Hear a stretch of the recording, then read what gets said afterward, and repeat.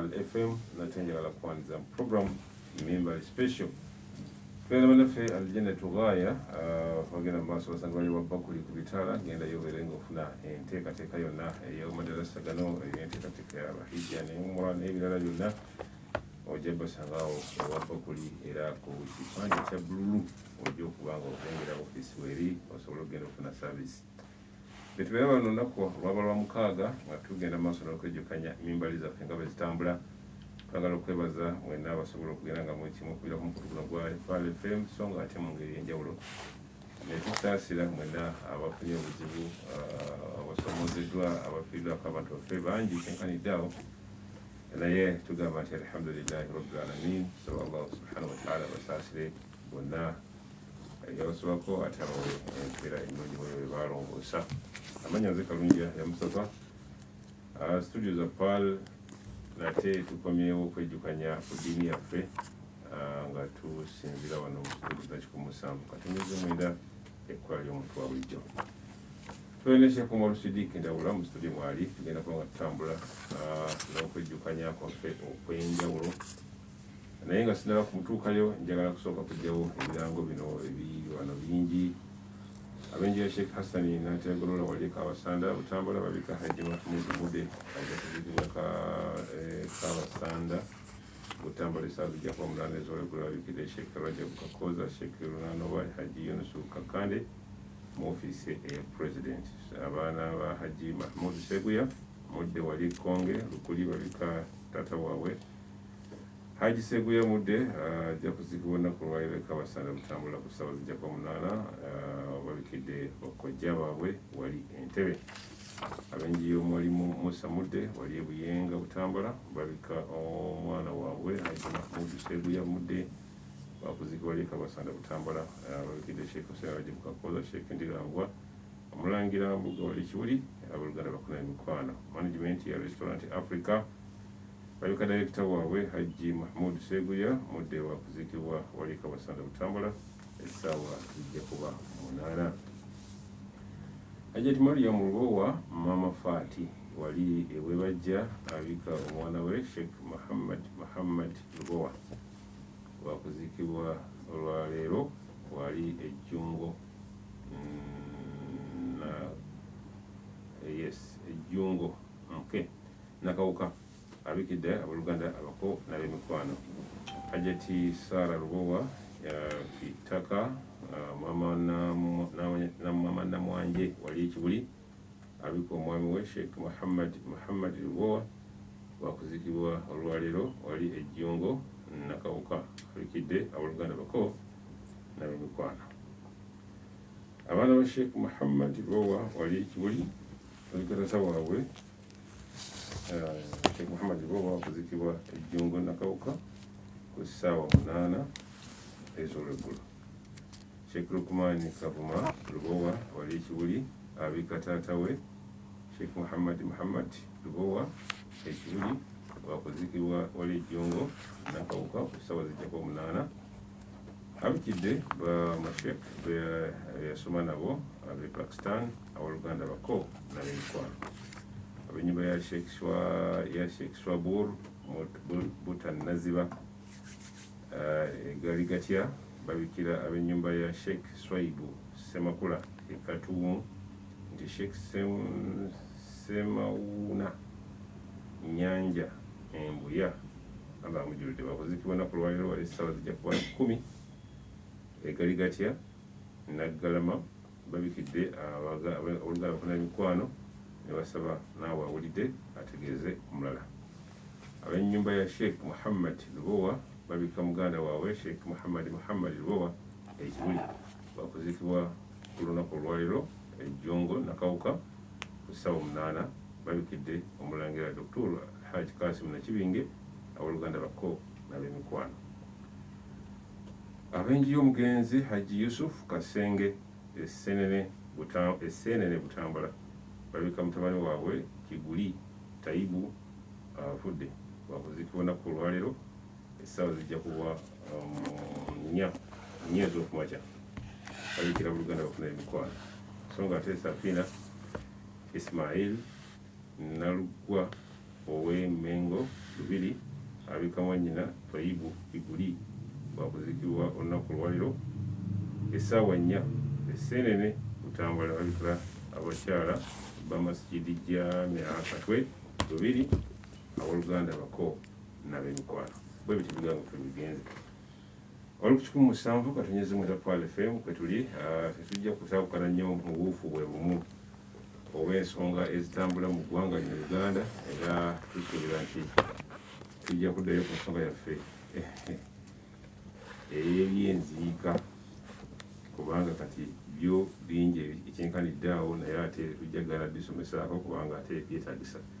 anategeezeza nti mu studio Sheikh Omar Siddiq Ndawula okuva eri Emmende ewa Ssemule waali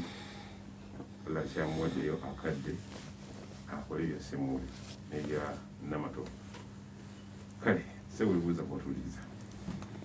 Bismillahi rahmani rahim alhamdulillah wa bihi nasta'inu wa salatu wa salamu ala rasulillah wa ba'd. Bakadde baffe bannyinaffe baganda baffe abakyala n'abaami abato abavubuka wamu n'abakulu nga n'abakadde mwe mukulembedde buli omu kiti kyo assalamu alaikum wa rahmatullahi wa barakatuh. Wa alaikum assalam wa rahmatullahi wa barakatuh. Wa as'ada Allahu awqatakum bi kulli khair. Yahya Naam. Waliwo obulwadde mu nsi muno. Waliwo obulwadde mu nsi muno. Waliwo tugambe waliwo endwadde kubaza njawulo lwakubanga ebintu byewuunyisa obwongo bwange tebukimpangako nti kiribeerawo ekiseera nga waliwo obulwadde nga bwe budominatinze ensi awalan ekyokubiri ng'endwadde endala tezikyawulikika awulidde mu mbeera ey'obutawulikika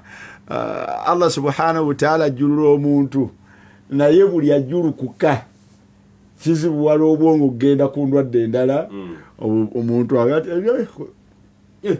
kyekyo naye ala kulli halin okusooka kwa byonna twagala okubagiza abo abaviiriddwako abaabwe birango nga bw'obisomye n'ebyo tutasomye bingi waliwo omuwalimu waffe Sheikh Muzaffar Mutazindwa Allah subhanahu wa ta'ala yamujuludde era simanyi oba wakuziikibwa kitosi oba wa naye Sheikh Muzaffar Mutazindwa naye Allah yamujuludde n'abalala bwe tuwulirako be batono bangi abalala bawulira wayiseewo ennaku 2-3 nasalullah alafu walafia kati okufa kungi walillahi alhamdu walminna naye okufa Yahya n'abatuwuliriza ffe tuli musiraamu tulina ebintu bibiri okusooka tubakubagiza abafiiriddwako abaabwe tubagamba nti a'zama Allahu ujurakum wa ahsana azaakum wa ghafara li amwatikum. Edduwa eyo mbaka sallallahu alaihi wasallam gye yatuyigiriza okubagiza nayo omuntu a'zama Allahu ajrakum bw'ogenda ogivuunula ebeeramu ebyewunyisa naye tebituufu. A'zama Allahu ajrakum bantu bafiiriddwa noga nti Allah afuule empeera gy'agenda okubawa mu kizibu ekyo nga nnene. Awo no waliwo ekigambo nti omutawaana ogwo gulimu empeera nnene eri abo be guba gutuuseeko okufiirwa kulimu empeera nga singa baguyitamu mupitamu ennungi si kufiirwa bufiirwa wabula n'engeri gye weeyisaamu oluvannyuma lw'okufiirwa yekuleetera okubeera ng'ofunamu obulungi oba obutafuna. So a'zama Allahu ujurakum wa ahsana azaakum. Ddala mbutuufu okubasabira Allah subhanahu wa ta'ala abakubagize mu nkubagize ennungi ababudeebude mu kiseera kino nga embeera yakabatuukako n'oluvannyuma ayinza okuba nga afudde ayinza okuba ye taata asobola okubeera nga ye maama asobola okubeera nga yabadde ayimirirawo ku lwabwe kugamba okujjako nga bafunye okubudaabudibwa okwenjawulo embeera ebeera nzibu. Kale nno wa ahsana azaakum ate n'ekigambo ekinene wa ghafara li amwatikum n'omuntu oli afudde asinkanye Allah subhanahu wa ta'ala awangadde ku nsi kuno ng'avunaanibwa byakola abaffe Allah anaamusonyiwa ng'amusisinkanye tubaffe tulina obuvunaanyizibwa obumusabira Allah abirenga amusonyiwa. Isbiru wahtasibu. Naye bino tubimanye ekisooka wadde embeera efaanagana nga bwefaanagana ffe mu busiraamu tulinayo ekigambo kye tuyita entuuko ze bayita ajali. wama kana linafsin an tamuuta illa teriyo omuntu yenna alina okukkiriza teriyo muntu ajja kufa okujja kumulabanga omuntu afudde omanya nti awo eyo ye stop over kitaba muajjala kyakulembera dda mu nteekateeka ya Allah subhanahu wa ta'ala nti kalungi tajja kusukka lero lwakubeka tajja kusukka sande totyano tyenkyawugenda tajja kusukka sande essaawa zinaaba 2 n'obutikitiki bwe buti mu mwaka bwe guti. Allahu akbar. Buli kyonnawo Allah yakiteeka kikoma wano. Kakati likulli ummatin ajal, buli muntu yenna alina entuuko ze. Sawaun, kati womanya entuuko ezo Allah subhanahu wa ta'ala yazoogerako teziddizibwa mabega ate tezitwalizibwa mu maaso, tezikeerezebwa. Allahu akbar. So buli muntu afiira mu kiseera kyateekeddwa kukola kutya okufiiramu. Ekyo kigambo kimu. Ekigambo ekyokubiri, entuuko zibeerawo sawaun bisababin au biduni sabab. Zibeerawo nga waliwo ensonga oba tewali. Ngisonga nga ki? Yalwadde n'afa, yafunye accident n'afa, yeebase yayitiddeyo fayumsiku alladhi qada alayhi almaut. bwe tugenda okwebaka Allah yagamba nti nkwatirayo abo be nasalawo okubeera nti bakugendera mu tulo tutwaba yeebase. wayursilu lukhra ila ajalin musamma. Ate abalala olabirawo nga gwosengula ozuukuse muno yayitiddeyo naye ate gwe n'ozuukuka bakutwalirize mpaka ku ntuuko zo enteeketeeke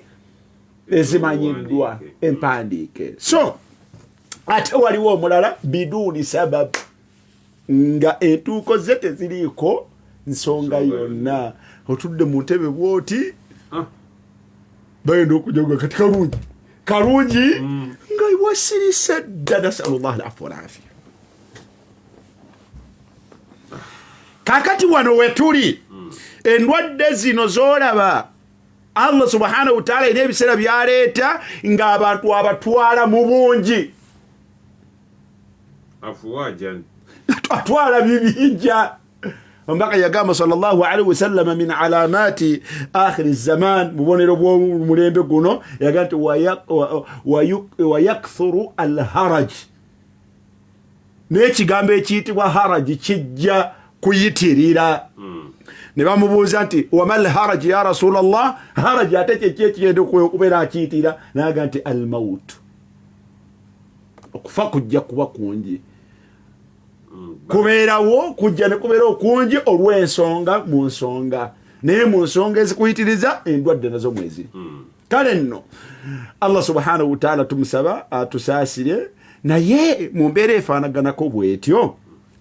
okufa kubeerawo, either nga kulina ensonga oba nga tukulina ki nsonga. Ye entuuko y'omuntu bwetuuka ateekwa kukola kutya? Allah ne bwaba yateekateeka nga totulaba wano bwe tutudde nga yateeka wamu okwaffe, olabiraawo nga kano kakutudde wano bagenda okujja okuziikula nga ffenna temulimu awonye. Kati waliwo Allah bwe yateekateeka ng'abajuula kirindi. Nasalullah alafwa walafia. Okutya kuno ebintu bino bibiri bikulu nnyo ekyabindeesezza okusaasaanya nnyo amawulire ag'obulwadde agatiisa abantu mu busiraamu tekirimu ebyo ebikubirizibwa. Gundi afudde negundi afudde obulwadde bubwo gundi afudde okusaasaanya okwo okusiga mu mitima gy'abantu okutya mu busiraamu tekirimu ebyo bikubirizibwa. Bannanga abantu basindika message Allahu akbar oyinza okulema okulya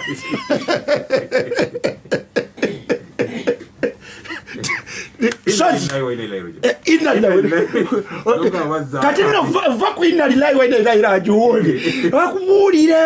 obulwadde buno olyaga akutendera obulwadde nga bwalumye gundi neguli oyinza okulemwa okulya. Kale no mu busiraamu ekyo tetwakiteeseteese kirambulula nnyo naye tekikubirizibwa. Nga bwolaba ebintu ebirala omubaka sallallahu alayhi wa sallam yatugaana omuntu okutambula ng'okaalakaala n'ekissi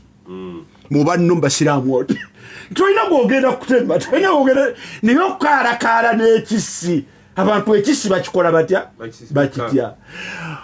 Omubaka yatugaana sallallahu alayhi wa sallam okulaza mu munnono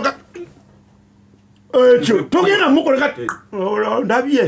kuyisa muno kibooko ebikolwa ebyo birabe ebyo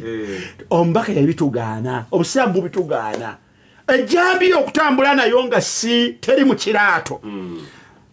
waliwo ebise byebaako ne byebiyingiramu kati bwekiba tekirina bikiyingiramu at least sibako ekyayi abantu bategere tolina gwogenda kutema oba olukoba. Ebyo byonna bigaanibwa lwa nsonga eki tarwi'ul muslim okuteeka entiisa mu muntu oba mu musiraamu. Ekyo kibi abantu mulekerawo okutiisa ennyo bannammwe mu mbeera ezifaanako bwe zityo. Thalithan omuntu mu mbeera ey'okutya nti Allah asobola okutujjuula saawa yonna. Yahaya saawa eno tikikola mawulire kubeera nga twakawuka naga nti musiraamu afudde fulani afudde minannansi kya bulijjo. Abaffe kiki ekitukwakatako essaawa eno mu mbeera ng'abantu tusuubira nti okufa kutuli wano. Omuntu yandikoze eki naye nga sinabakola ekyo nga sinakuza ekibuuzo ekyo mbadde n'ekibuuzo ekyange ekirala nti waliwo amateeka gati manyi waliwo n'ekizibu ekirala ekyazze olw'amateeka gateekeddwawo okuziika tetugenda okwogerako yesi naye eno kandite mu mbeera yaffe ya bulijjo abantu bagaa tugenda kuziika abantu 20 kansala amagezi gonna ng'enenziika kyeyo kyenyini kyekugamba nti mu mbeera efaanagana bweti omuntu akola ki? Waliwo ebintu bibiri. Ekigambo ekisooka okubeera ekikulu buli lw'obeera nga tatawakka al maut ng'osuubira okufa mu ngeri yonna essaawa yonna obudde bwonna kuba eyembera mwe tuli buno obukeeke bwonna bwolaba bwe tuliko ogati kitabuse saawa yonna omuntu Allah amukola atya owange mwegendereze twala tugende bonna bunkeeke buli ku kintu eki kufa. Naye tukivuddeko waggulu nti shi'ita am abaita alina omugabo ku kino tajja kusukkawo. Alina omugabo nga ajaliye eri ku kino ekitambula tojja kukibuuka. Shi'ita am abaita okkiriza obagaana okoze otya tolina kyokoze tojja kusukka. Omusajja basahaba bamuyita Kabumpuli yagwa gyagudde Eshami. Omar ibn Khattab namuga ati owange duka namuga ati nedda ssebo mbaka namuwulira ng'agamba fuluma bino byetudusa abantu baffe tidusaayo omuntu wo va mu kifo ekyo twala tugende kakati nnaku zino bagenda basiba tova mu district twala tugende ebyo tukola olugezigezi byewalabye atubali ku baasi bagira okufiirako badduka kibambulira alina omugabo bukiro togenda tajja kisukka era tujja muziika yeeyo gyendukidde sahaba yavuga ati nedda ssebo teri kinzirusa syami mpaka yatugaa nti bwe muwuliranga etaabu weegudde eyo temugendanga gyeri ate gwesaazeeyo tovaayo kati siina gyenvaayo bwemba nina omugabo kino ndeka era yasigalayo era yafiirayo ala kulli hal alina omugabo ku kino yajja kukola kutya naye bwe tubeera mu mbeera ey'okweraliikirira okufa tukola ki ebintu bibiri byenjagadde okwefasayizinga ennyo ekisooka ombaka yagamba sallallahu alaihi wasallam nti akthiru min dhikri hadhimi ladhat omusiraamu yenna tubeera mu mbeera nga waliwo pendamikinga eno nti tulibeeraliikirivu nti ekitambula mu nsi kiyinza okutwala obulamu bwange tuyinza obutaba mu mbeera eno abamu tebabeerangako mu mbeera zifanako bwe zityo oyinza okubeera mu mbeera nga gye twalimu eruweero twabeeranga eruweero oli mu kayuukiyuuki n'ebifaako bwe bityo abaluweero tulayangu mubimanyi nga tomanyi bw'obuwungeeza nti on'obukeesa nga tomanyi nti bw'obukeesa n'obukola otya ng'emmundu evuga ne busaasaana Allah kawungeezi yamanyi bw'abakuŋŋaanya Allah kawungezi yabayi wakolate bwaba kuŋŋaanya olwo notandika okulaba nga bano ffe twalinga tukyali bato nolaba abazadde bajjanga basooba mundabidde ku mwana wange kakafaanana bwekati kati embeera ezo zibeera mu biseera by'entalo ng'abantu yatawakkauna almaut fi ayi haali min al ahwal ng'abantu basuubira okufa endwadde amabega wali siriimu ono nga nawankera yakajja okufanga ku ki nga kungi bino bikyusa bukyusa Allah akyusa kusinzira ku mbeera naye abantu bafa nga bafa ku supiidi gy'otalabanga bwe tubeera mu kiseera eky'okujjukira n'okulowooza ennyo omubaka kyo yakituula kitundu ku musiraamu oteekwa kubanga olubeerera olowooza nti essaawa yonna ojjulukuka bw'obeera mu mbeera eyo okola ki kikuyamba teweeraliikirira kufa kuno wabula okufa kuno kukuvuga kukutwala thumma turadduuna ila alimi lghaibi washahada fayunabbiukum bima kuntum taamaluun ekyama ekikusika ekiri mu kufa ekiri emabega w'okufa mu nfa gy'ofuddemu ofudde korona tofudde korona ofudde akisidenti tusiba mu bidduka tofudde akisidenti ojja kusirika busirisi ekyama ekiri munda w'ekyo oba okutte mu lugendo lwa kusisinkana alimu lghaibi wa shahada kusisinkana kumanyiiko by'obadde okola mu kyama ne by'obadde okola mu lwatu kumusisinkana businkanyi kunyo nedda fayunabbiukum bima kuntum ta'maluun akuvunaane akana n'akataano byonna by'obadde okola kati mukweraliikirira okufa si kwe tulina okweraliikirira wabula gye kututwala kye kututuusaako we wateekeddwa okubeera nga obeera n'obweraliikirivu senga Allah ntwalira mu mbeera eno nsisinkana ntya Allah nekikuwa ki nekikuwa okwetereeza ndowooza ndi ku right track nekikuwa okwetereeza abange kino ekiseera nga buli omu oli ku bunkenke ekinene ekirimu nga tonnayambala masiki tonnanaaba mu ngalo tonnasiba gati kanfuluke mu Kampala tonna ekirimu ekikulu kulowooza senga Allah kubanga tewaliwo gubwakute n'amanya nti tayinza kukubulira te nabujje wano tewaliwo amanya naye Allah ogenda kumusisinkana otya abafudde bo bafudde fe abakyalasana tukyalasana naye olasana essaawa ero nga wogeza gati awulibwa mututaafa enkyati ate yalwaddeludemu Musa Nabugabo yalese abantu be bamulese ewaka kati mpuliramu olutali oyo siri bulungi kansigale mmwe mugende baali bakatuuka eno mu kibuga bakola emirimu gyabwe kakati abange ono gwe yego mwalese ewaka ng'embeera sinki temugende munone bamugye bamutwale mu ddwaliro ogenda omutuusa ku ddwaliro nti gwe mulese nga mulese mayiti Allah musaasire Musa sawa 5:6 nga message zitandise okututuukako lwange musajja Allah tamujjuludde omuntu akola kyessaawa eno baganda batuwuliriza ogenda okusinkana Allah mu mbeera yonna naye omusisinkana otya gwe mwannyiraza ndaba gwe muganda wange ndaba sawaun weekukumye wakaawo sawaun olira weekwese mu kyalo oba mukweteekateeka okwo nuraaja anfusana Allah agenda kutuvunaana naye si kyabbeeyi kusisinkana Allah subhanahu wa ta'ala ekisooka ala ghairi islaamin nga toli obulwadde buno okutwala oba si bwe bukututte niye okusisinkana Allah ng'omusisinkanye toli musiraamu kyabulabe okufiira mu nfe eno oba enfe endala yonna n'ofa ng'ofudde tolimanyi busiraamu nga toli musiraamu kyabulabe Allah yagaa nti wala tamuutunna illa wa antum muslimun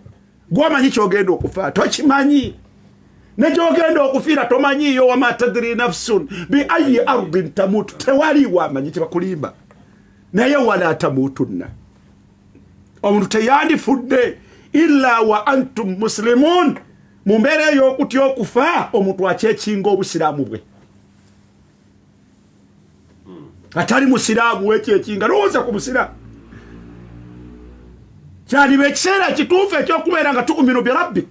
nokkiriza Allah wo ogati Allah tatwalira mu mbeera nolongoosa ali ababadde mu lusaago abali mu lusaago oli awo kungulu oli musiraamu munda toli musiraamu wabula ogoba ddiiruzo almunafiqun va ku bunnaafuusi longoosa obusiraamu bwo fuuka musiraamu ddala fa abali ku mbeera simanyi lubeera embeera simanyi bukazi obutafumbira wano mutulina bye tukukusa simanyi ate naalongo bushiriku bwe tutuddeko Allahu akbar Allah agenda okututwala abaziika nabo yabasaze bagenda kuziika 18 ate ne 10 bakulabako bakuziika banna ani bayimirire ne bane 18 hasbunallahu wa ni'mal wakeel nazize dokta wange badanzi janjaba Dr. Emodek etororo wali naye twavuze olugendo tugenda okumuziika naye n'okulaba ku mayiti tetwagirabyeko bagirese mu mmotoka okujijja mu mmotoka abajijja mu bebe abekapise ne bagiseregeza ngati tewabagoberera naye nga tebannasibawo bino kaati mubayongedde okusaba naye subhanallah abantu tebagenda nakumanya tuziikiddwa tutya abatuziika bo baani agenda okuziika bano abekapise ani agenda okutuziika bagenda okusuulayo ng'abasuula embwa mu kinnya nasalullah alafu walaafiya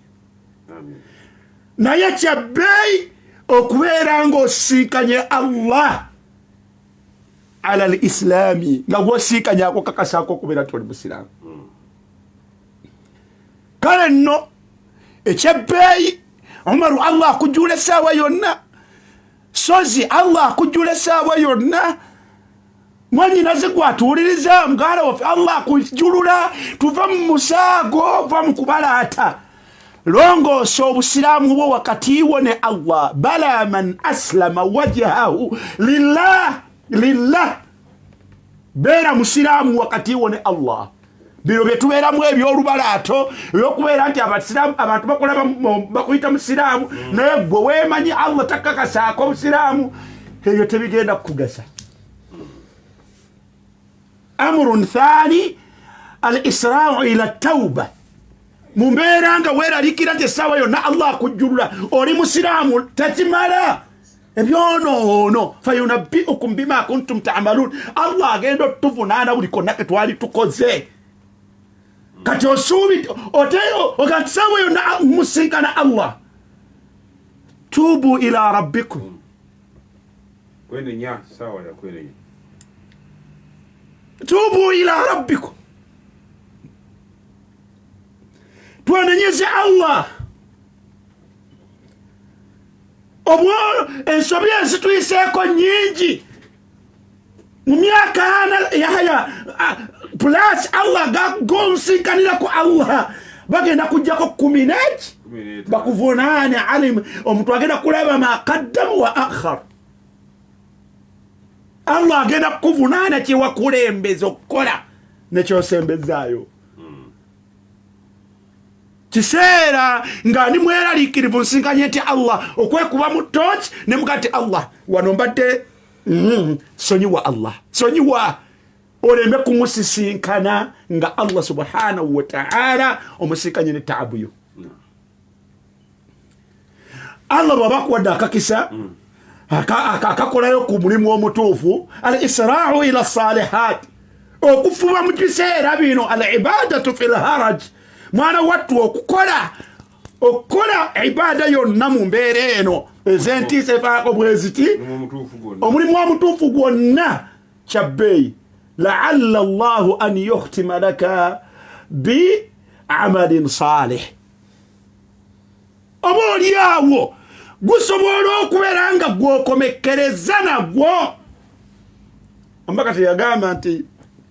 inna al abda la yamal bi amali ahli nnar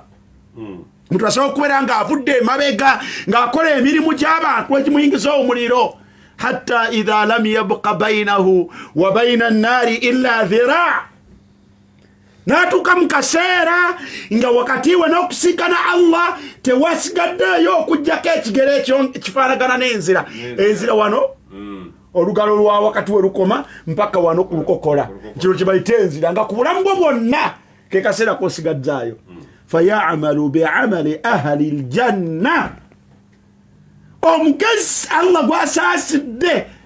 n'asambirawo akaggi n'akolerawo omulimu oguyingiza ejjana fayadkhulaha najingira yukhtamu lahu biamalin salih naggalawo nazingako n'omulimu omulungi innama al a'malu bilkhawatim nga tonneekweka tonneekukuma obadde tosaala tandika okusaala laalla Allahu an yukhtama lak tomanya n'okomekkereza mu abo ababadde batandise okusaala ng'obadde tosaala laalla Allahu an yukhtama lak bihusni lkhitaami abange omulimu gwonna gw'osobola okukola mirimu emirungi mu kiseera ng'ofunye okutya nti essaawa yonna osinkana eya kutonda wandibadde ogufaako n'ogukola ebyo byebisinga okubeera ebikulu mu kiseera kino dhani ekyokubiri ng'ebyo bitadde ku mabbali obusiraamu mu mbaka sallallahu alaihi wasallam Allah subhanahu wa ta'ala yatugamba nti khudhu hidhrakum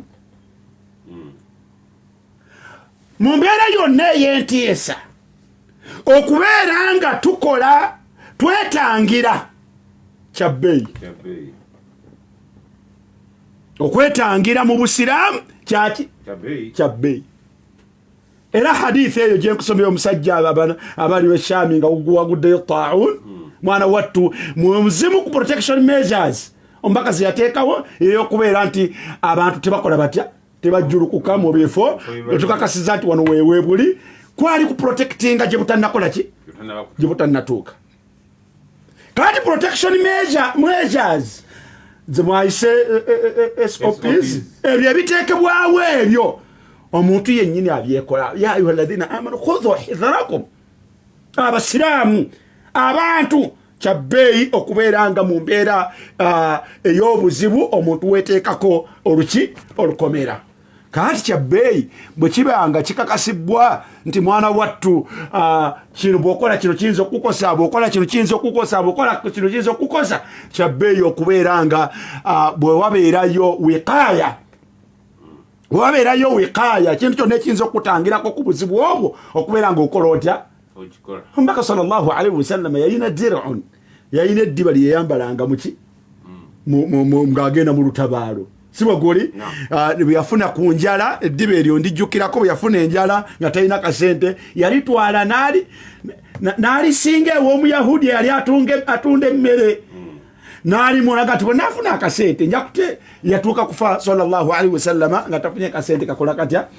kajjayo naye kyenjagaddemu nti ono mubaka wa Allah ali protected n'ebyo abifaako bwe bityo naye tekyamugaananga kwambala bullet proof. So togamba nti mpa hadisi ya masiki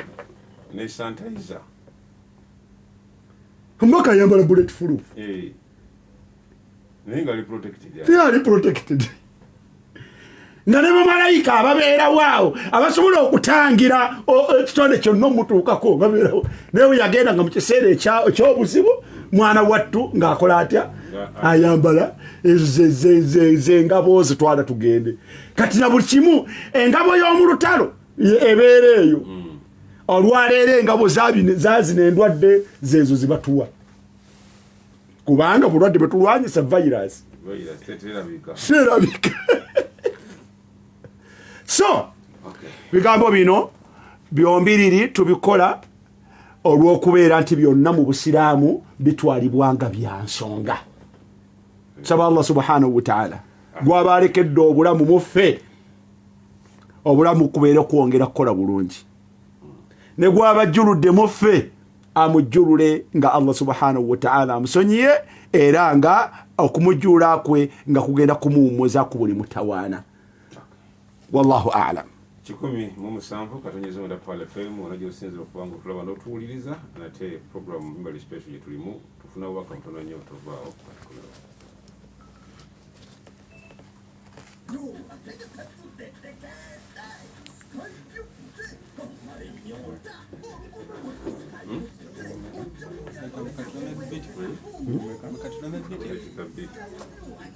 Tutira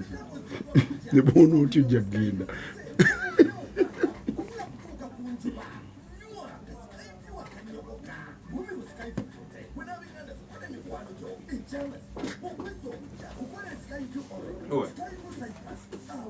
Muhammad w'omukoona eyafudde Muhammad Lubowa omukoona tegula ogabana ategedde nali kusande yampita ewaka eno ekitende eno ewebajja bakubira gundi Bahiga nanga nze simanyize ngamba nti nja kubeerayo eyo nambala kusande eri nga ngera kumulabako namusanga kapasikala yalipotinze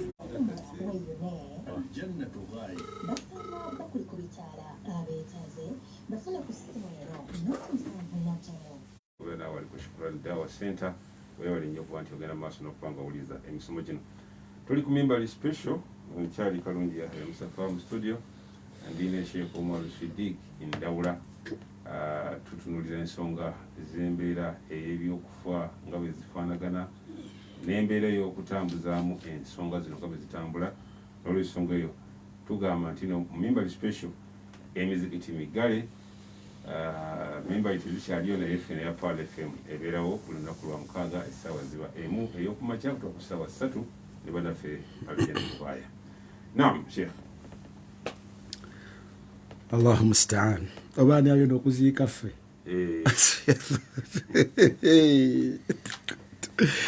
Tuwaliya Allah subhanahu wa ta'ala akujjulula ng'abantu weebali nga tebasobola kuziika. Era ddala laqad ji'tumuuna furaada kama khalaqnaakum awwala marra. Ojja bwomu olaba n'abatuleeta nabo yabagobye. Allahu musta'an. Ala kulli halin mizikiti migale okyogeddeko naye iqtarafna dhunuban kirabika nga tulina ebyonoono bye twakoze okubeera nga Allah subhanahu wa ta'ala atuleetera embeera ezifaanaganako bwe ziti kubanga wama asabakum min musibatin fabima kasabat aidikum Allah atugamba nti buli kyonna kyolaba kijja mu mitawaana ne kibasanga mumanye nti emikono gyammwe giba girinako contribution enene naye tusaba Allah subhanahu wa ta'ala asonyiwe atusaasire okutugoba mu mizikiti gye kigambo kinene emyaka kati ebiri ate nga kibaddewo nga weetuli emyaka emeka ebiri enyumba ya Allah tewali wamanyi bwefaanana kuva e Uganda tewali amanyi enyumba ya Allah bwefaanana tuli mu Dhulqaada abasiraamu tuyitiriza okwenenyeza Allah ng'enyumba za Allah weziri naye nga Allah talina muntu azirinnyamu ng'amayumba gaffe mwetuli nalina omuzikiti ewange ku neighbor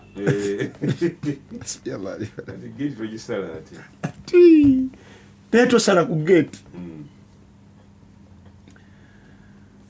Allah okutuleka mu mayumba agaffe agagenda agatugobamu pulezidenti w'eggwanga yagambye nti yalina pasita amanya bwisaani yakozesezza kigambo pasita yakoze bishop aina ati bishop owange kinene yagati kati aina bishop era bishop yagati katonda buli wamu akola atya katonda wali ekyo twakigoba mukama waffe ekyo kikoleeyo naye ere waffe mu busiraamu okubeera kwa katonda buli wamu aliyo n'okumanya kwe n'okuwulira kwe buli kyonna ekiri wonna Allah subhanahu wa ta'ala akiraba era akiwulira naye ye yennyini Allah tali mu buli wamu tali buli wamu ekyokubiri omukulembeze wa ggwanga kyeyafufuza si bwe tugamba tulongoosa ekigambo kyayogedde okusinziira ku Islamic perspective wonna katonda aba alaba omuntu byakola era abiwulira naye ekituufu kiri nti enkizo omuzikiti gusigala nga gulina enkizo mu kubeera nti omuntu agukoleramu ibaada ffe tulinayo ne ibaada nga mu mbeera in a normal situation nga omuntu tugamba nti eswala tagisaalira waka in a normal situation omusajja tukugamba nti salatul jamaa muzikiti yabuki yabwatteeka kiyagadde okutuukako abasiraamu kudde okukakasa aqidatan munzikiriza nti Allahu arrahmanu ala al-arshi istawa Allah atebeekeredde kuki ku namulondo ye eyitibwa arushi wabula tali buli waki tali buli wamu buli wamu aliwo n'okumanya kwe n'okuwulira kwe buli kimu akiraba era akiwulira nasallallahu alaihi wa afiya naye mu ngeri efaanaganako bwetyo baganda bange bw'obanga olina abantu awaka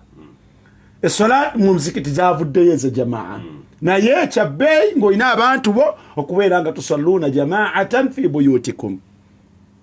okusaala essola mu jamaa mu maka gaffe emizikiti gyejagaddwa naye yo salatul jamaa yesigadde ekola etya salatul jamaa yesigadde nga weeri nga ekira essola omuntu yasadde atya yasadde omu kale ahrisu kulla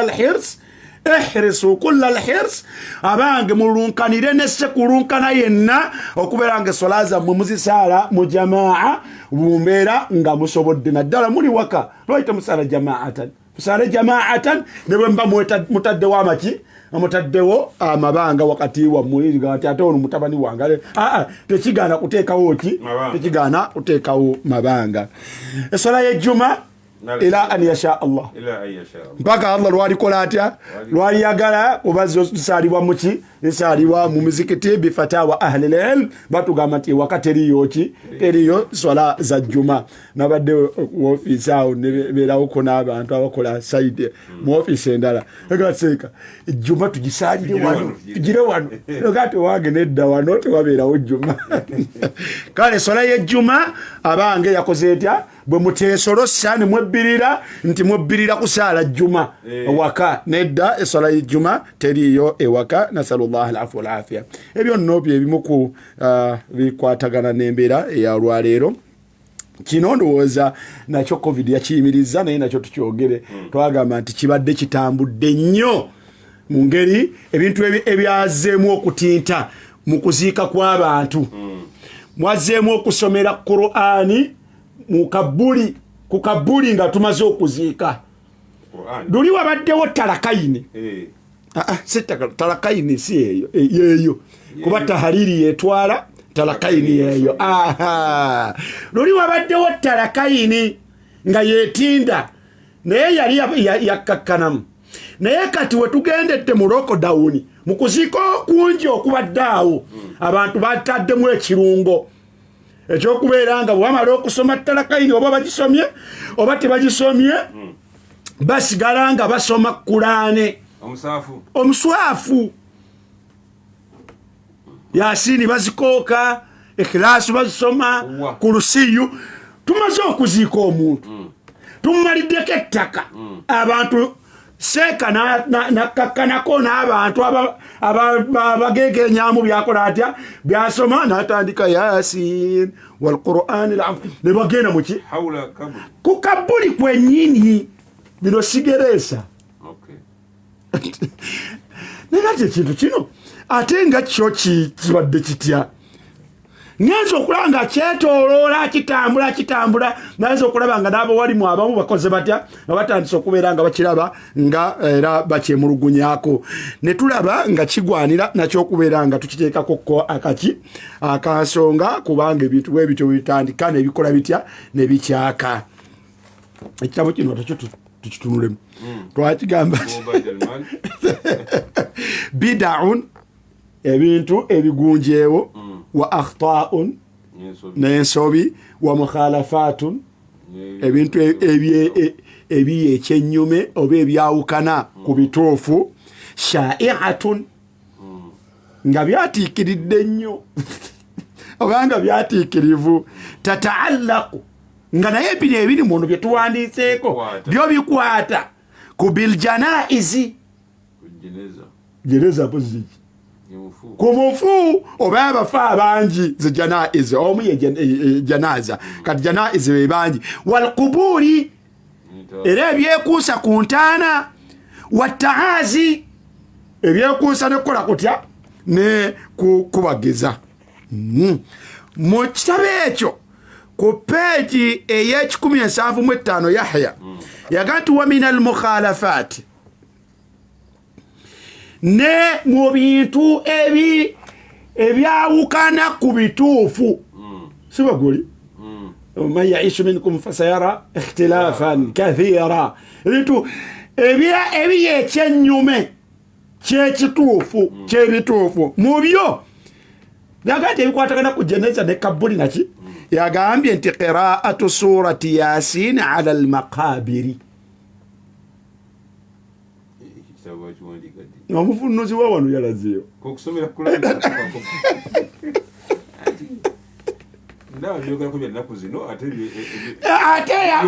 ate yawandiise si wa wano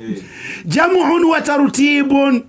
الفقير إلى عفو ربه ورحمته كاتب عدل الأحساء الأولى وإمام وخطيب جامع الإمام محمد بن عبد الوهاب رحمة الله عليه وماني جدي nekijja wano nga alabika omwaka gwakyo 1947 Riyadh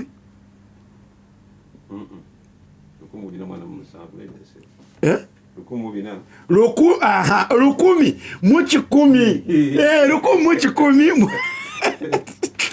siwaguli 1947 nasallallahu alaihi wa afia kale nno ate no yeseka yamala okukiwandiika ng'ennaku z'omwezi 23 okitagedde kakati Riyadh nebyo obiri wano naye agaye kusoma suratu Yasini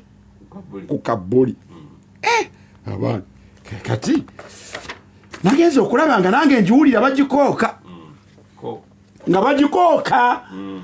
Sheikh Badiru Nkalubo imamu wa saidi ye waffe yenga tu wange nagenze neziika naye abantu bamaze essaawa namba ku kabuli nga basoma Qur'ani nga Yasini ekooka ono nno bwe yali awandiika n'alaza ati bino ng'oyagala okubirabako awalala genda mu kitabo yaga nti tashihu dua kino tusooka tukiwumuzeeko katono agambye tashihu dua kyekino tashihu dua kya Bakari Abu Zaid tashihu dua bwe yajja ku peegi 5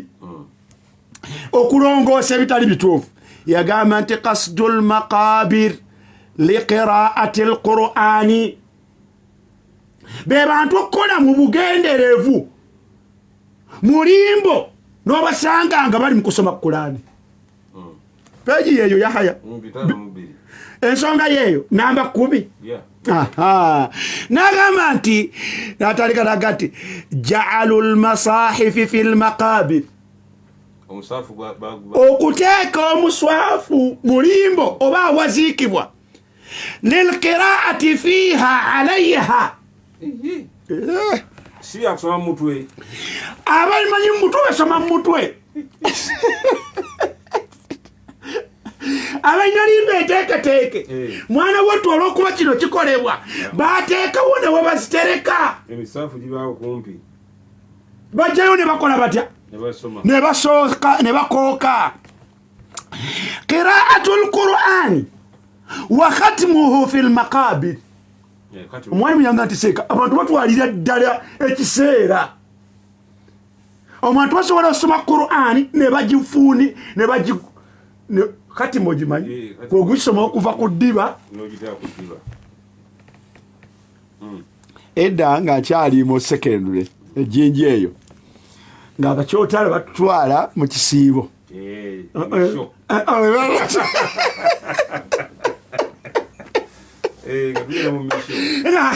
nga batutwala ku mission mu kisiibo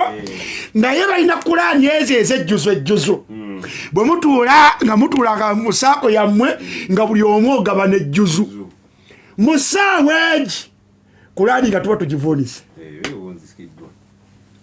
kuba buli omu akutte ekiki buli omu akutte ejjuzujuzu kale naawe otunuulira abayizi bwe bajja ekawunga ku bijanjaalo byabwe nga birimu ne kawukuumi ne mugenda ka basimati abasajja abo bamanyi okufumba akaceera ako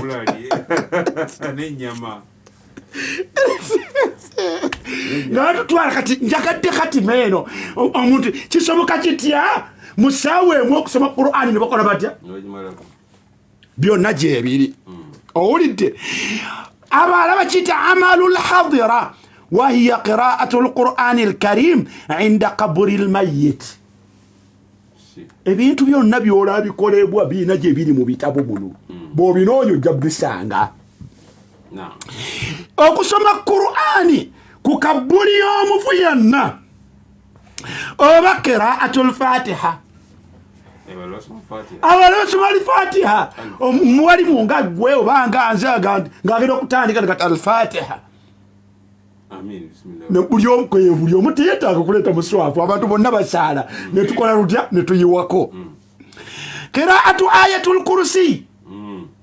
ala almaqabiri abaana batandika ayatul kursi Allahu la ilaha illa huwa alhayyu alqayyum la ta'khudhuhu sinatun wala nawm له ما في السماوات وما في الأرض من ذا الذي يشفع عنده والوين سوما زبزبات عنده ايو ميريزو سيري يا فيو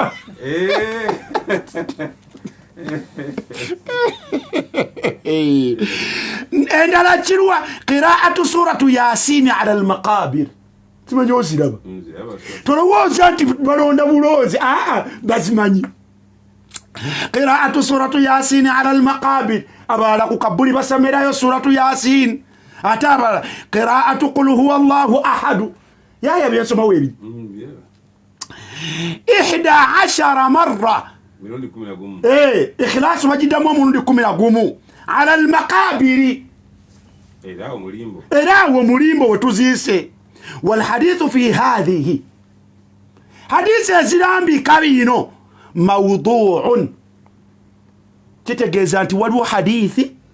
mwe babijja naye zeetaaga kwetegereza abamanyi era abaali basitunuddeko hadithi ezo zonna njwetekebwe jwetesi ku mubaka sallallahu alaihi wasallam obirabye Yahaya وهو من نسخة علي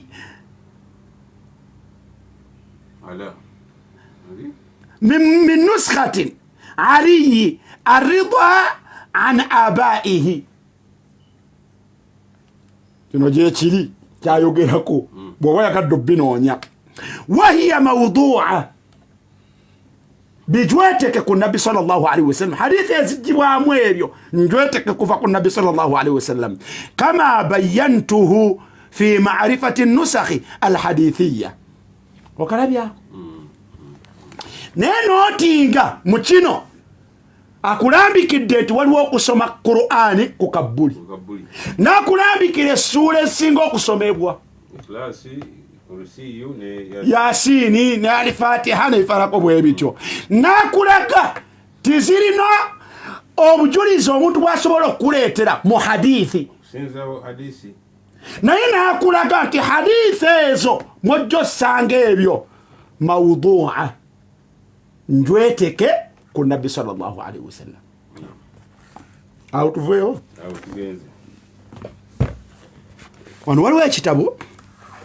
bakiyita wa kullu bid'atin dalala Muhammad al-Muntasir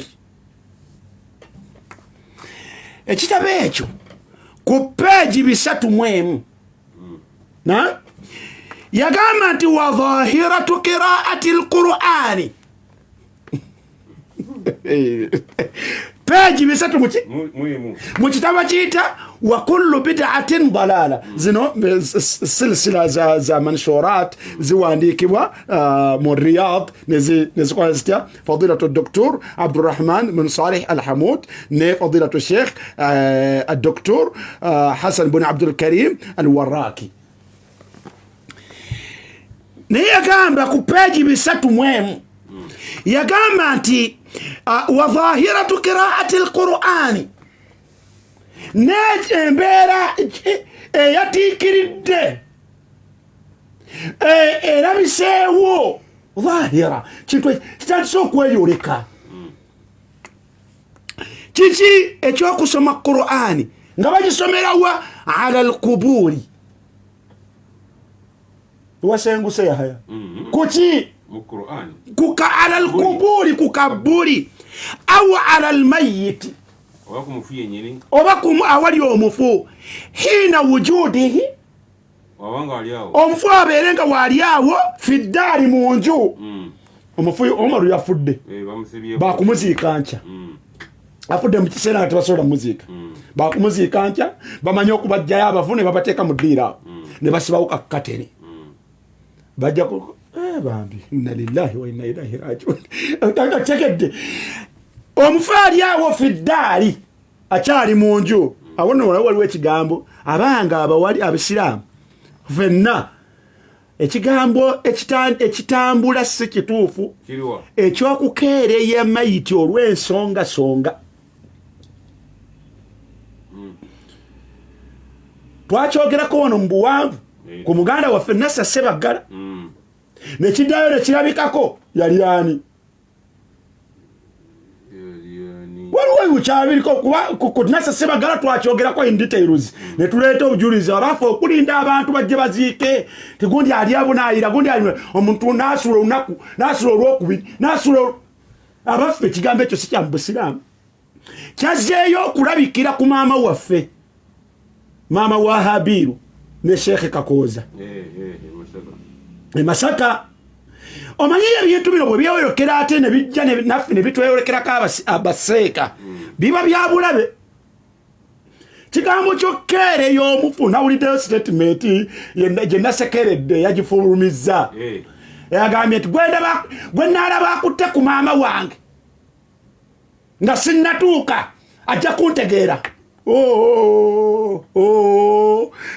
nabanukulira bagaa nti bulabye tolina gwojja kubakola kyokola oli maama wo omuziise tomuziise yafudde ate n'okujja kwo n'obutajja kwo tekuyina kyekigenda kumwongerako wadde kitomukyusa kati ebigambo omuntu byayinza okufulumya bigwana abipime naye agajjawa moral authority abazungu bagiyita egandi tomukwatako ate munange ye mwana nasesebusesi sentiment yabwe nagiwulidde kubanga eyagiŋambye wakumpi nnyo naye sijja kwogera ani gwe yavuddemu naye tuga nti tewaliyo na bwetaavu bwakwogera bitasaanye ng'omuntu agenda okukola ebitali biki ebitasaanye kyogenda okukola tekisaanye ate oyongeddeko n'ebigambo ebitakola ki ebitasaana kale nno omuntu bw'afa mu busiraamu twanguye okugenda okukola kutya okumuziika eyo yenkola y'obusiraamu eyo principle ya busiraamu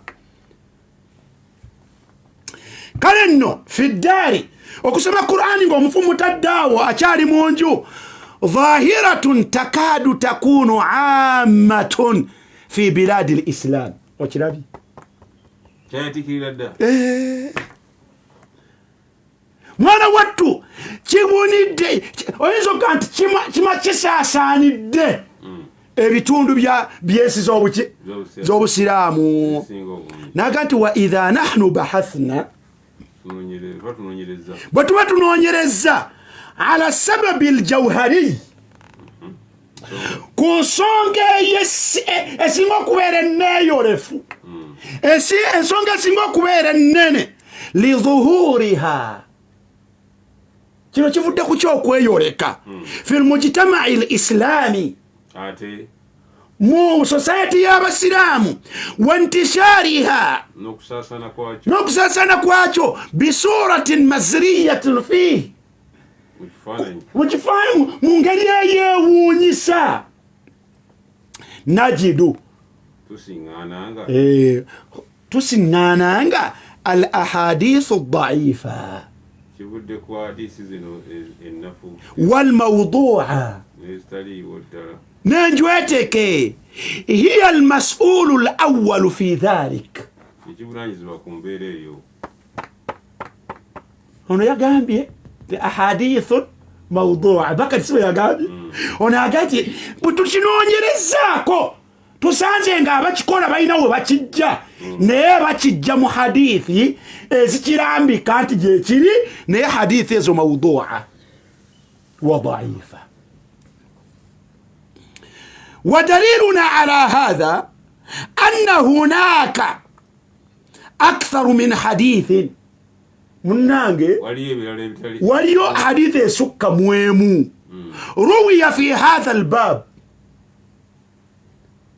ممريانغو قوكسما Kurani mukaburi mwana wetu nga hadithi soba muemu ngerambi kecho yad'u ila hadhihi adh-dhahira al-bid'iyya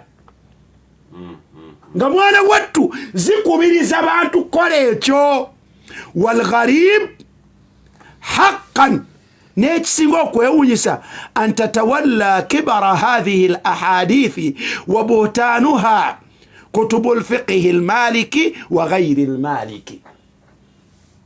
Mtu ebisinga okwewunyisa kwe kubeera nti hadithi ezo jazisanga nyingi nnyo mu mazihibu g'ebitabo bya figgi ebya maliki naye n'ebitali bya mazihibu ga maliki era nayo ojja bikola atya hadithi ezo jazisangayo wa huwa ma yadullu aidan era ekyo kirimu ku ebyo ebirambika ala adami ihtimami fuqaha alfuru'i bitaharri sahihi walfasidi min an-nusus alhadithiyya ako tukaleke kabo wali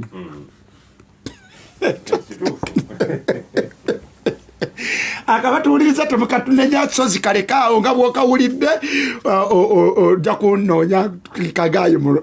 naye kabo wali mukaleke walihadha nuhadhiru كما حذرنا كما حذرنا من قبل الأمة من الوقوع في فخ هذه الأحاديث التي روجها أعداء الإسلام من الداخل والخارج الله أكبر okugoberera ebiri mu hadithi zino zitumaze okutegeera nti si ntuufu ezirambika kino zitambuzibwa nezongezebwayo oli n'agisomera omulala n'oli n'agisomera omulala naye yabayita abakola etya okusomera abantu hadithi enfu ezitali ntuufu ng'ozisomera abasiraamu ono yabateeka mu balabe ba busiraamu n'aga nti mubabalaabo abo mulimu ab'omunda n'abaawa n'aleetayo omu kuba okulabirako amthaalu lwaddaai Abdul Karim bun Abi al-Awja wa Yahud wa dukala ghayrihim ala al-Islam kasufiyya min oyina yako ayina kyakulambikidde kakati ekibanyi okugwa n'amenvu ekibanyi okugwa n'amenvu tukole bino tukkiriziganye olw'obudde buno bwembulaba tufundikire ne fatawa zino hadithi ezo ezogerwako tuzikeereye omulundi ogujja kuba tugenda okusobola kusoma ku kuzimu tinaasoboka naye tinabadde njagala hadithi fatuwa zeziba ntisembyeyo olw'okwanguya information tuzikoze tutya tuzisoose ekitabo kino kiyitibwa albidau walmuhdathatu wama la asila lahu ebintu ebigunjeewo mu busiraamu n'ebyo ebitalina nsibuko mu busiraamu munnange nno kikuŋŋaanyizibwa omuwalimu ayitibwa Hamud bun Abdillah al-Matar ng'akuŋŋaanya ebigambo by'abawalimu fatuwa z'abawalimu samahatul mufti al-Sheikh Abdul Aziz bin Baz فضيلة الشيخ محمد بن صالح العثيمين فضيلة الشيخ عبد الله بن عبد الرحمن الجبرين فضيلة الشيخ صالح بن صالح الفوزاني اللجنة الدائمة للبحوث العلمية والإفتاء ono ebigambo byabo byeyakuŋŋaanyiza mu kitabo kino tugende munda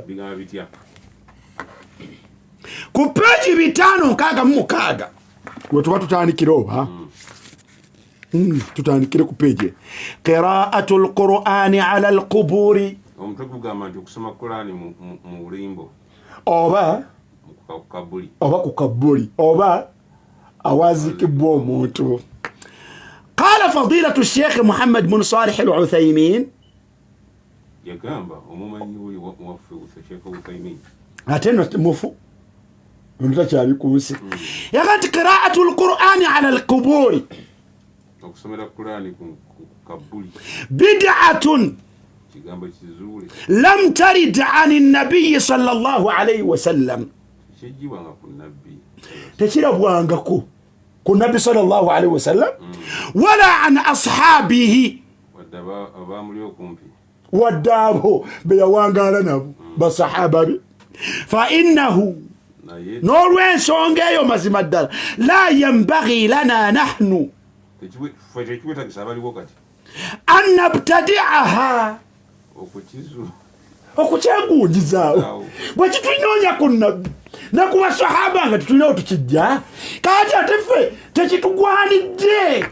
kukyegunjizaawo nendowooza bwe mmala okuziika omuntu nembeera ku kabuliye wano nensomawo kula nomusaafu gwange ndowooza ndaba sina kibi kyekoze la yambagi lana an nabtadiaha min indi anfusina nga ffe tukyetandikiddewo lianna nabiya sallallahu alaihi wasallam qaala fima saha anhu naleta hadithi enjitirivu y'okwesemesebwa kwekyo ku bintu ebitalina nsibuko ku nabbi sallallahu alaihi wasallam na ku mulembe gwe kullu muhdathatin bid'a wa kullu bid'atin dalala zada an-nasa'i wa kullu dalalatin fi an-nar naga nti wal wajib ekyandika kaseera ekyobwetteeka ala almuslimina ku buli musiraamu yenna ku basiraamu an yaktadu biman salifa bannange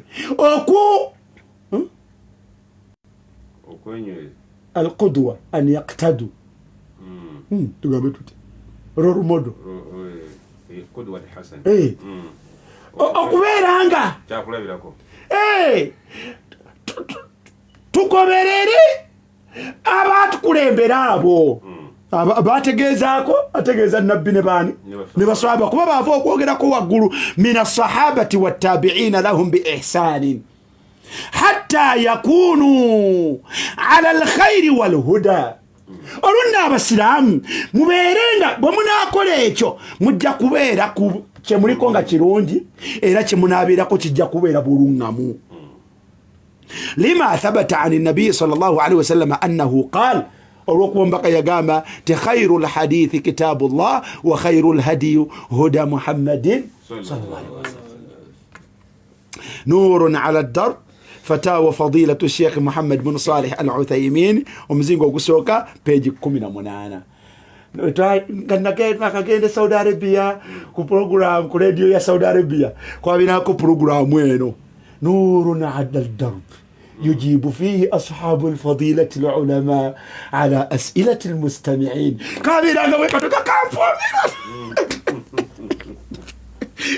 program gawe tuwajiita eno tukiita Mimbari special eri bajiitanga nurun ala darb nga baleeta abawalimu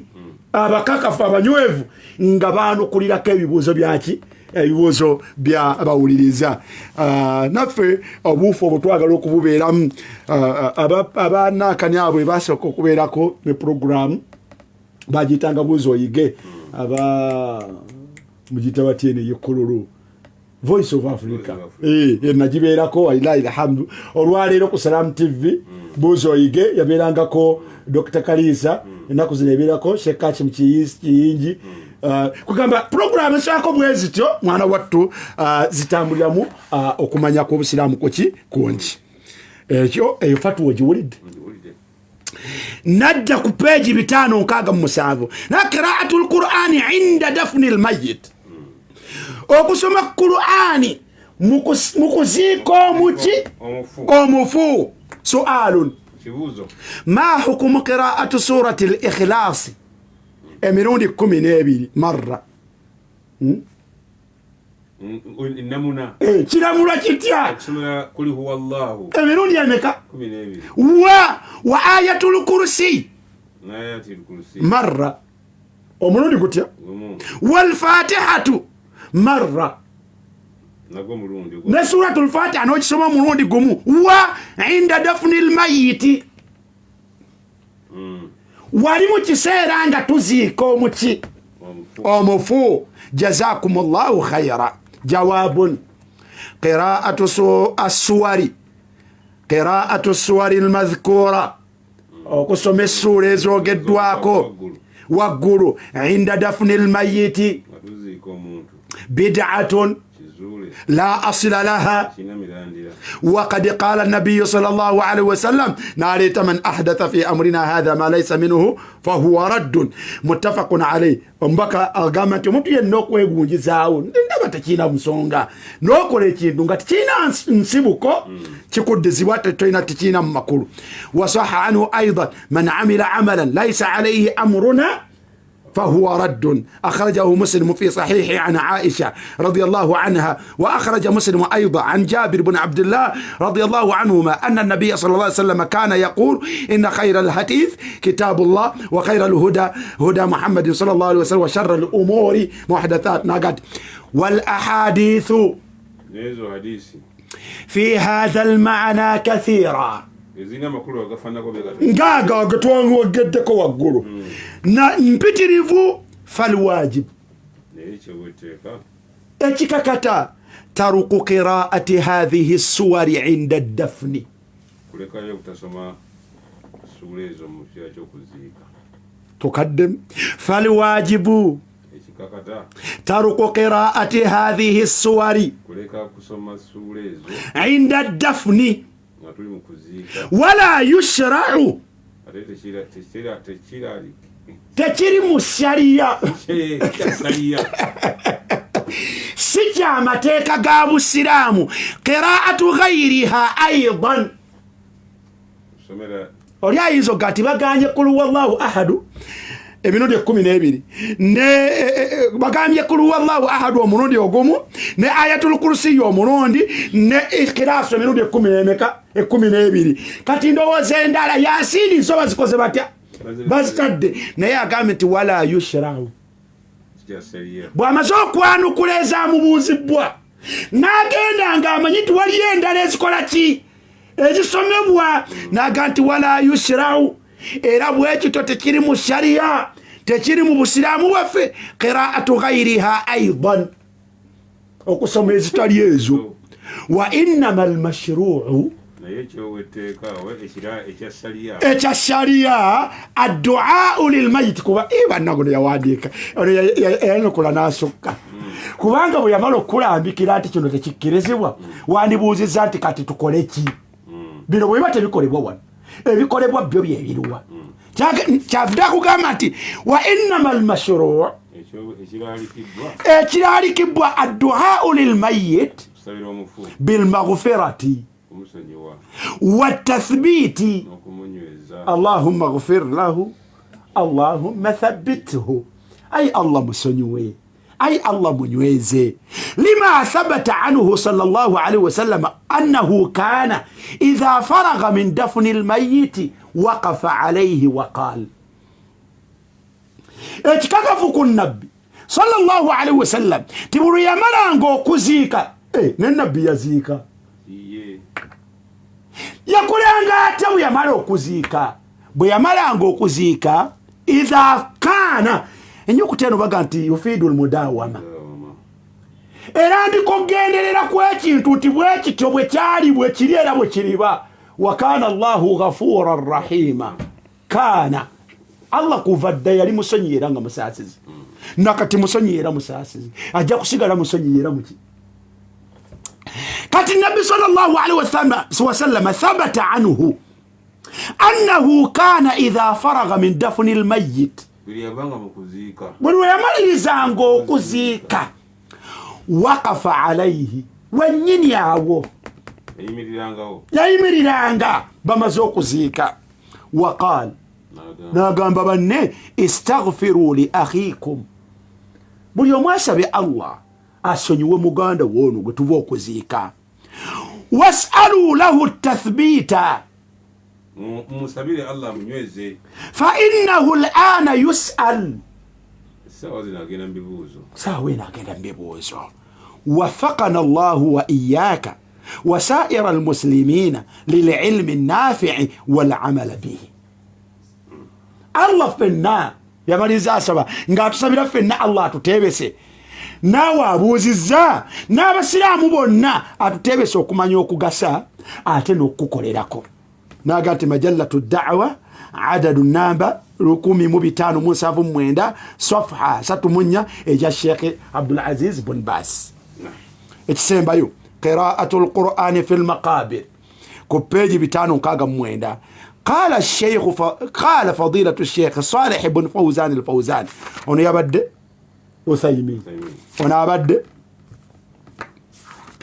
يبدأ وثيمين هنا أبدأ ابن باز هنا صالح بن فوزان الفوزان يا جماعة قال فضيلة الشيخ صالح بن فوزان الفوزان قراءة القرآن في المقابر okusoma Qur'ani mulimbo baganda bange bid'atun kintu kizule kigunjewo muhdathatun wa kullu bid'atin dalala nagati wal mashru' ekyo sharia liman zara maqabir al muslimina ala aise mulimbo yonne yo muslimu an yusallima alayhim wa yad'u lahum كما كان النبي صلى الله عليه وسلم يفعل إذا مر بالقبور أو زارهم ولم يكن يقرأ القرآن عندها أو الكبوري وقد قال من عمل عملا ليس عليه أمرنا فهو رد مجلة الدعوة صفحة ايو بيجي ايو onako omuntu gwe nayogeddeko naye nanga nti seeka fate tubadde nga buli lwe tuyitako tugendako oba kulima bijja oba tulamuddeko ebijja nga tusomako ku Qur'ani era eyo nyini mulimbo okitegedde. So baganda bange ekyo nakyo tukiwummuze omulundi ogujja Yahya inshallah Allah bana batatuse tujja kutunuulirako mu tafsiri Ibn Kathir ono bwe yali ayiwandiika ku suratu Yasin. Omwalimu ayina tafsiri ya al-Qur'an al-Azim ya Ibn Kathir na mujalladi ogwokutaano muri suratu Yasin. Agende ku ntandikwa ya suratu Yasin yaleeta hadithi ezirambika ebyo nga hadithi eno egamba nti inna likulli shay'in qalban wa qalbu al-Qur'ani Yasin. Neko omutima yegwa Qur'ani Yasin n'atandika n'atuuka eri wansi gye yagambira nti yagamba nti waqra'uha ala mautakum mugisomera abafu bammwe. Hadithi zonna yazikola atya? Ibn Kathir yazikola atya? Yazireeta. Tujja kuzitunulako tutunulye ennamwe zirambika bali batugambye hadithi gyeziri nzita ruhadisi terazire hadithi enjweteke abatusomesa hadithi bagamba nti kwali kunoonya kuteekulula kwazo naye tezigwana ziyita ki hadithi kyovola nti ntera okugamba nti ruhadithi olwo kati tujja kutunuulira hadithi ezo mu tafsiri Ibn Kathir muno tutunulire mu kuzeditinga zifaanagana zitya. Tujja kutulako ne asobola okusomako mu kiba kita at-tadhkiratu fi ahkami al-maqbara al-aqadiyya wal-fiqhiyya ekya Abdurrahman bin Nasir al-Burak. Yali ayogera ku nsonga eyo amateeka agakwatagana ku kulimbo agenzikiriza na enteekula y'amateeka g'obusiraamu. Ensonga eyo yagireeta fi bida'i al-maqabir al-wuquuf qira'atu al-Qur'ani fi al-maqbara kyajja naye ekirimu muno kwe kuleeta hadiisi ezo ezeekola zitya ezeesembesebwa ku nsonga eyo. Baliza bwedda zibaga nti abange tumanyi waliwo obwo mu bisoma naye si buki tebugwana kwesembesebwa then tujja kusembyayo. Omwalimu ono ekitabo kino tera nnyo okukubiriza abawalimu nti ate kirina akinoonya akigule. Kibayita ahkamul janaiz wa bida'uha ekya Sheikh Muhammad bin Nasiruddin al-Albani. Ensonga eyo omwana wattu yagituukako n'aleeta bafuqaha Abu Hanifa al-Imam Shafi'i sige gafuga wano emabigeri nga tuga nti fetuli mazibu gani ga Shafi'i ba Ahmad ibn Hanbali twatugende yaleeta ensonga ebigambo byabwe ku nsonga eyo. Kale nno ku peegi 242 omwalimu asobola okutunulawo genda osomewoko olabe ensonga eyo. Mwana wattu yawanvuwa n'agyogerako mpaka eno gy'olaba. So ensonga nene yetaaga kwetegereza naye mumanye nti mu busiraamu si ntuufu. Kale nno mmwe abalina abafuuba mmwe abafiirwa kyabbeeyo bw'obanga oli mu kulaama kyabbeeyo okulaama nti bange bino tebinkolebwangako oluvannyuma lw'okutegeera ntiddemu ekyo kyabbeeyo okulaama kuba abantu baffe be babikola. Kati bwe mbanga ndese mu kiraamo naye kati abange bino tebinkolwangako tewabaawo asobola kwetantala kukikola. N'okugamba abantu baffe ab'okumpi abaana baffe n'ebifaanaganako bwe bityo bwe ngamba Abdurrahman twala tugende nakati abange temuddanga nga mmaze okunziika ne mwemoola nti musoma Qur'ani. Ebintu ebyo binywera mu bwongo bw'abantu era bw'ojja baga nti ekyo taata yakikola atya ekyo yakitugaana n'ebirala efaako bityo okulaama kyabbeeyi. Wallahu a'lam. Tweyanzege uliriza omulungi abadde ku 17 katonyeze mu Pal FM abadde ku Pal FM Dawa page amanyi nti abadde ebigambo byonna bifunye bulungi abadde ku Shukrani Dawa Center abadde naye ku Tauba ebali nnyo kuba nti abadde omulabi mulungi ate muwuliza mulungi program mbali special bwete bebadde nze mbadde Kalungi Yahya Mustafa ne bannaffe Aljannatu Ghaaya abakutuusizaako programu eno. Programu the Patriot Mwoyo gw'eggwanga egenda okubanga eddako. Takumira mpera bakuume. Assalamu alaikum wa rahmatullahi wa barakatuh. Subhanaka